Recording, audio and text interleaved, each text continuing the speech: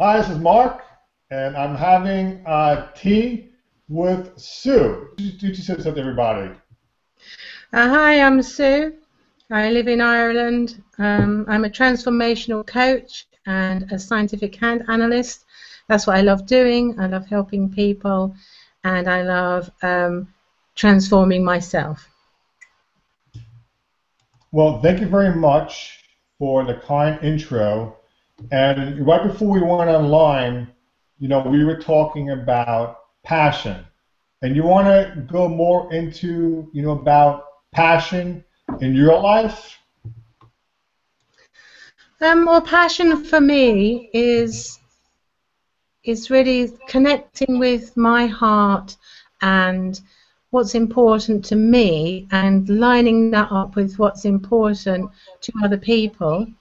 Um, Especially in the area of transforming limiting beliefs and moving through them, and you know being able to live passionate, joyful lives themselves. I like helping people do that through the example of myself doing that.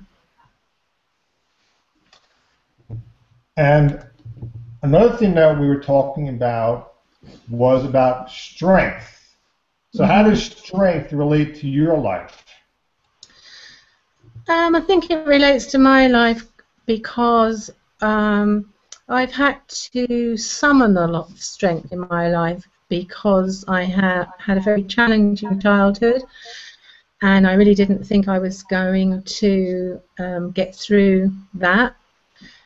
So I had to summon a lot of strength to move away from that and to walk into a life that I really, really wanted to live. Um, and I've had to leave people behind that I really would rather not have done, and I've had to be strong because of that. And strength for me is, really it's been able to feel my own fears, address them, and choose not to be held back by them. What's very interesting also in your discussion is, about strength, but another aspect that comes up is courage. And hmm what is courage to you? Courage. Well, for me, courage is for me it's about love actually. um, I haven't I haven't really found it easy to really love myself throughout my life, and I've chosen more to love other people, which I don't think involves courage actually. I've had to use more courage to actually see the good in me, and to see what is lovable and worthwhile. These are tricky questions, Mark. Well, I'm getting to the core of things over here because what I like about is having a message about, being positive and being courageous, and you're really doing a very good thing over here. So I'm very grateful for you being here. Thank And you. what about enthusiasm? How is enthusiasm relevant to you? Oh, I think enthusiasm is life itself. It's like I wake up in the morning full of enthusiasm for what I want to do with my day, and how am I going to impact the world and people around me, and how I'm going to move myself forward, and projects that I'm doing, and that's about living enthusiasm to me. And how about transformation? Because you said that you help people with transformation. What Mhm. is like transformation? Well, really, it's like moving out of the old and into the new, moving away from what you don't want into what you do want. Really, moving from living in an unproductive way, maybe an unhappy way, unsuccessful way for you, towards happiness, success, and productivity. And how about being adventurous? Is Being being adventurous. adventurous, something that can help people with transformation? Oh yeah, I definitely think so. I mean, there's all different ways of being adventurous. Obviously, there's getting out in the world and going to new places and doing different things. But all those things can help people transform because you have to deal with completely different situations, sometimes different cultures, languages, and you have to have a sense of adventure to take up on something like that, and also the adventure of transforming your own life is amazing. It's like setting sail on the ocean, and you plot some coordinates and kind of hope you're getting it right. So you must, in your career and what you do, you must deal with people that are hopeless and defeated. How do you help these people? Sometimes, most people I deal with aren't hopeless and defeated, but I do deal with people like that. It's really anyone I'm working with, they are actually leading me, even though they don't probably know that. But so I'm guided by them as to how I deal with their situation. Um, Let me think. I'm a very positive person, so I always seem to be able to pick the area that the person is going to be easiest for them to be positive and catch on to, so that they can build on that very quickly. I can show them a result that they are capable of achieving very quickly, but because of what they reveal to me. It's just me being aware of where they're coming from, and also like being aware of when they're in their negative self-talk, or what we're calling script. They don't know they're in that, but when I'm aware of that and I can point it out in such a way that they recognize it, that always helps people, always. So thanks to Tom Cassidy, we have these words of script. That's very true, and it is very Mm-hmm. relevant. Mm-hmm. So, Sue, Mm-hmm. isn't willingness like an important aspect in transformation? Yeah, well, it's crucial, I'd say. If there's no willingness, it's like you can lead a horse to water, but you can't make it drink. So it doesn't matter how much you want to help someone, if they don't want to help themselves, they are not willing to take that first one step. There's very little you can do for people, because it's like charity, isn't it? It's like if you just keep giving money to a charity and all they do is actually feed people for one day, that it doesn't really help. In the long run, it's not helping. But if you give money so that they can build something of their own and get some, maybe grow their own food and then have their own way of supporting themselves, like that, you can. I've forgotten what it is now. It's about fishing, isn't it? There's a great saying, and I can't remember what it is, but it's about teaching a man to fish and he can feed himself for a lifetime, basically. What about synchronicity? Is that Synchronicity. relative? Yeah. Now let's see. I used to be really into the idea of synchronicity, and but since working with Tom, and I still use the word and I still like it, but I think it's less synchronicity and more actually what we're putting in place and lining up ourselves by the way we're thinking, the way we're acting. And so it can seem like synchronicity, but it's actually like just a plan we're putting in place, I think, now. Sue, I really think that it's been a great cup of tea so far, Oh, and I'm brilliant. really enjoying Awesome. the conversation. You're actually giving me great answers, and I'm really benefiting from this, and I'm pretty sure that other people are as well. You Oh, know, I hope so. so what you do, you help people, transform and everything like that, and I'm pretty sure these people have to be dealing with a lot of fear, right? So Hmm. does fear come up with people you work with?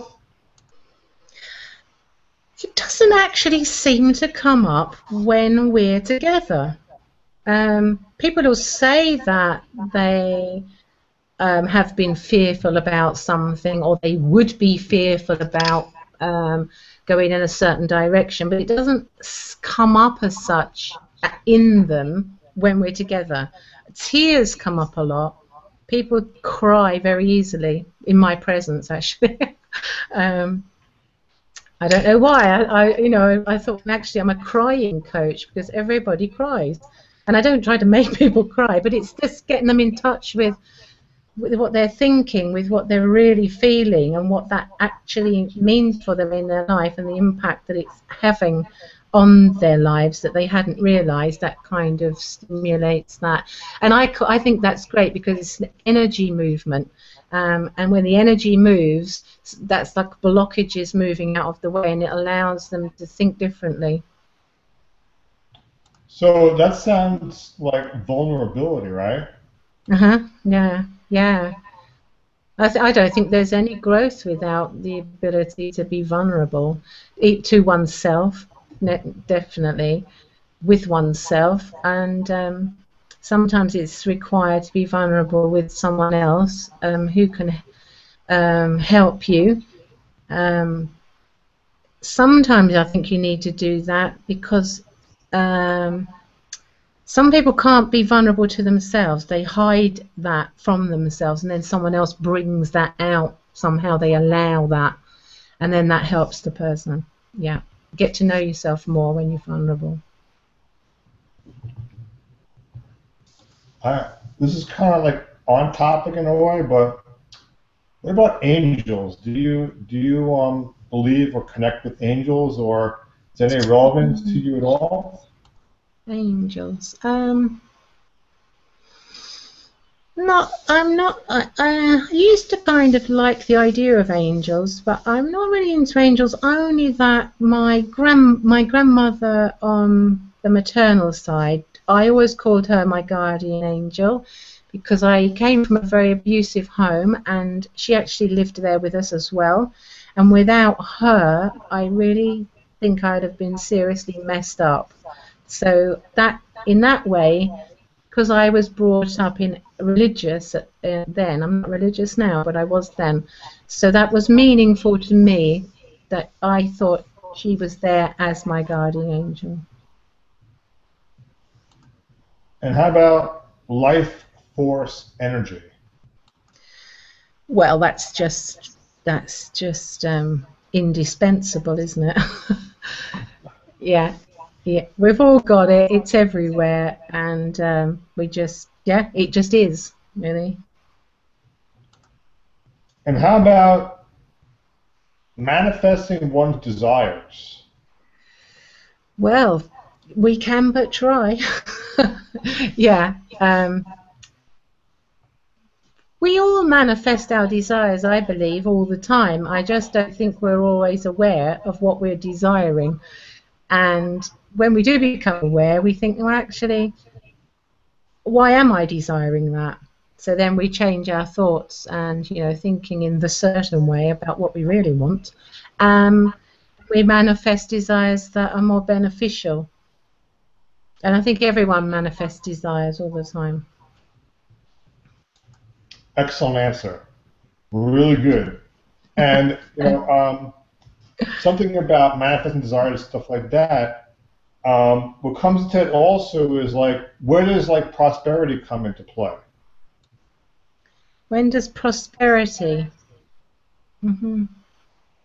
Um, I think, well, obviously prosperity covers, anything one could want, and obviously not just financial abundance, so to speak.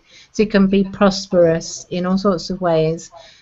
but I think we are more prosperous the more in touch we are with ourselves, the more we appreciate ourselves, who we are, what we've got to offer, the more prosperous we can be. Okay. So, we talked about getting your desires, prosperity. What are your thoughts, like, because a lot of people have different thoughts about, wealth and prosperity. And what are your thoughts about, like, attracting wealth? Attracting wealth. I think that we don't actually attract anything. I think that it's already there, and that let's see, I'm trying how to say this. We've just got to get out of the way. Then we've got to get something out of the way to see that it's already there, and or the opportunity to have it is already there, but we block those opportunities because they're not what we think they should be. So we don't see them for what they are, so we miss the wealth that's in front of us. And I know I do this. So I think that all of that, all those opportunities or whatever, are seeking us, because all of those come from the universe, and everything in the universe is benevolent towards us. It is us that pushes that away, that puts a wall up between us and what we could have. Wow. I don't know if that made any sense at all. No, I love the answers. I really like what you share and everything. We really cover a lot of ground here, believe it or not, and it's been a very interesting conversation. And like I said before, you're very open. Definitely are very honest. You definitely speak from a place of centeredness. So you feel very centered. So speaking of which, we talked about life force before. Mm-hmm. How does, you said being aware, but how does one really connect to this life force out there? Well, I think the life force is in here. It's in everything. So it's in us, and so it just flowing, And I find the way I feel connected to life force is through passion, is through wanting, like the focus of one of the courses we're on this week is wanting for others what we want for ourselves. I find that when I inhabit that I feel my life force really, really strongly, and then I feel it connected out into the world very strongly, so that I kind of feel as if other people's life force is connecting back to me, and then that we're connecting further than that. Very good. That's solid. I mean, that's really awesome. What about self-love? I'm pretty sure this has got to be important, especially in transformation. Like someone really wants to go through transformation and change, then they need to come to some degree of self-love. One of that's the sort of conversation that I would have with people I work with, and obviously I work with myself in that way, is questions that determine where we aren't loving ourselves. But even like self-care, you can tell yourself how the degree of your own self-love as to how well you look after yourself, and how you, and whether or not you abuse yourself with food or too much work or whatever it is. If we're doing those things, then we really aren't loving ourselves. Not getting enough sleep. Enough sleep is another form of self-love. Everything you do from when you wake up it can be an act of self-love. Not expending too much energy with other people over yourself. That's like a balance. That's a form of self-love. And then also accepting being able to handle, you know, the areas of yourself that, you know, the ones that make you cringe sometimes. You're like, oh my God, you know, why did I think that? Or, you know, why did I do that? But instead of cringing, you know, just saying, well, oh, okay, so that's how I'm feeling. You know, I must be in pain, or, you know, just allow, as if that part of you as a child, a very young child, how would you respond to that young child? You wouldn't cringe away from it, you know, you would say, look, you know, come here, and sort of wrap it up in love and try to guide it. Well, that's a form of self-love. It's not self-love if you beat yourself up, you know, for thoughts and feelings that you have, and maybe some actions that you've taken. It doesn't matter what they are. We can still love ourselves, because when we love those parts, we become more whole, and then we're more whole for other people.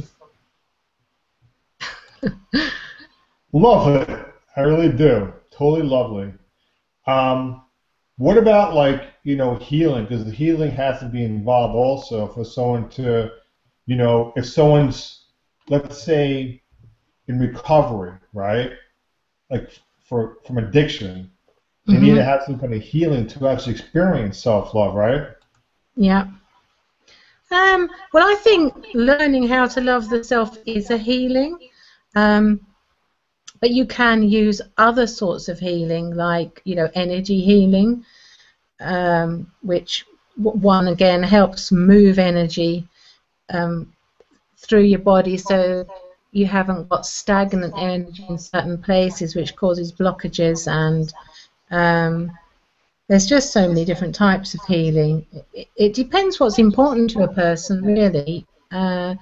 Some people put their faith in other people. So you say faith healers, for instance, and they'll get someone else. They think someone else is healing them, but all it is it's like almost tricking themselves into healing themselves. That's the faith. They have a faith in someone else, but they could all equally, we could have faith in ourselves to heal ourselves. But it's a big subject, really. It For me, it starts with a choosing to heal a certain area of myself, and then I kind of look into ways that I can go about that. Sometimes it happens spontaneously.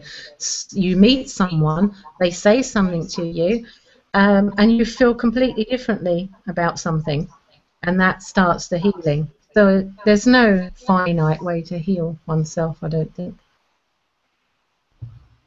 Wow. Very impressed. I really, you definitely are, you know, you're definitely in tune. Like some people, like, are very in tune with what they're saying and everything, and you deliver a very good message, and I'm very grateful. Um, I'm going to read an affirmation that came up that I think might be relevant. So, if it Mhm. has any type of, if it strikes you in any way, feel free to share about it. Okay, so I'll read it twice, all right? So Okay. the affirmation that I'm reading, it all ties in what we're talking about up until this point. It says, I embrace my life with fierceness, passion, and the courage to accomplish all that I will to do. So it says, again, it says, I embrace my life with fierceness, passion, and the courage to accomplish all that I will to do. Well, that just sounds like me. That sounds like the way I actually want to live my life. You know, that's it. I resonate with that. That's all I can really say.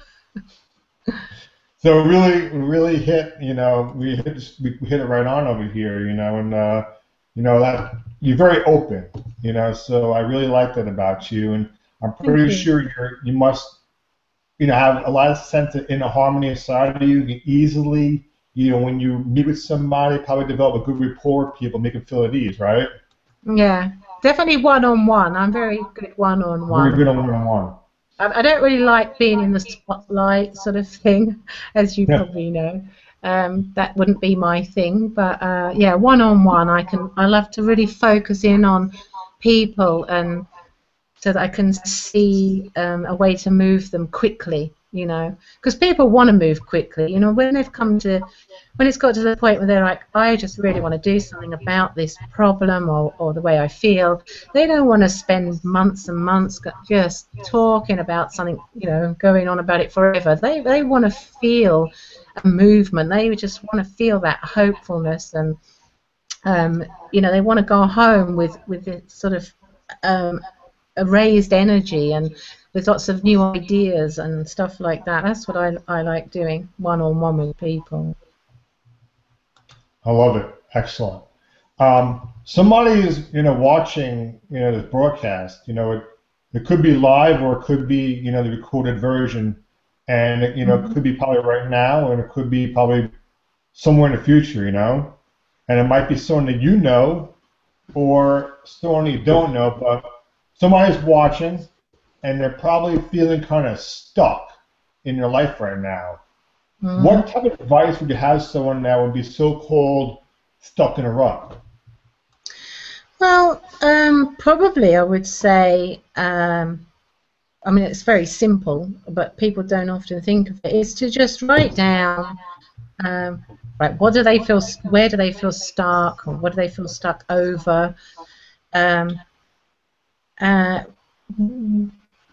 What if they weren't stuck, what would they be doing? What would they really want to be doing? Or what is it? I was trying to think how to put this now. If they weren't stuck and they could just move into something they'd love, what would it be? You know, what are they stuck from? You know, what's the stuckness stopping them from being, doing, or having? So get them to write that down, and then say, well, what is it that's getting in the way of that? Why are they stuck? And people will then get their own solutions. You know, it could be anything. You know, I want to leave my relationship. Well, what's stopping you? Well, I don't have any money, or I'm scared, and then once they write all these things out, then they can find solutions. Well, if I don't have any money, where can I get any from? Who could help me? I'm scared. Well, where can I get support? Who can help me through this? It's usually simpler than people think it is if you're stuck. So I think it's just ask yourself those questions, see what the answers say, and then work from there. And you can use the same process on every time you get stuck again. You can just keep using that process. That's all I can think of at the moment. But it is probably about 12:30. No, it's 12:15 at night, so I'm winding down now. We're winding down. We are actually closing down right now. Right. And before we close, I just want you to know if you could just like tell people a little bit more about what you do and how they could find you, so that someone wants to ask you a question or about whatever you do, you can help them out.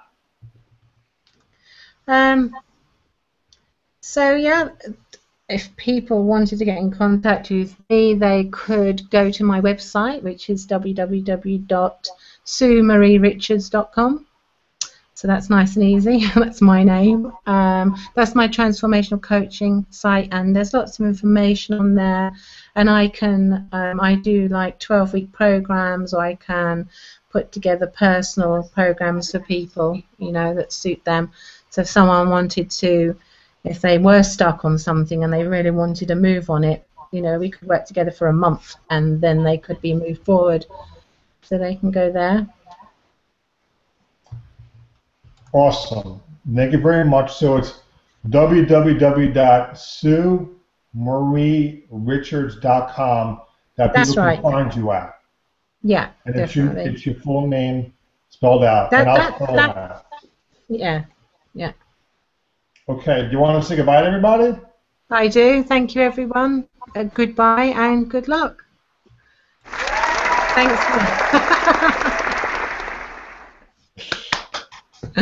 Thank you, Mark. Well, have a good night, and you too. I'm very grateful having you on board. Thank you, Mark. Thanks very much. Bye. Okay.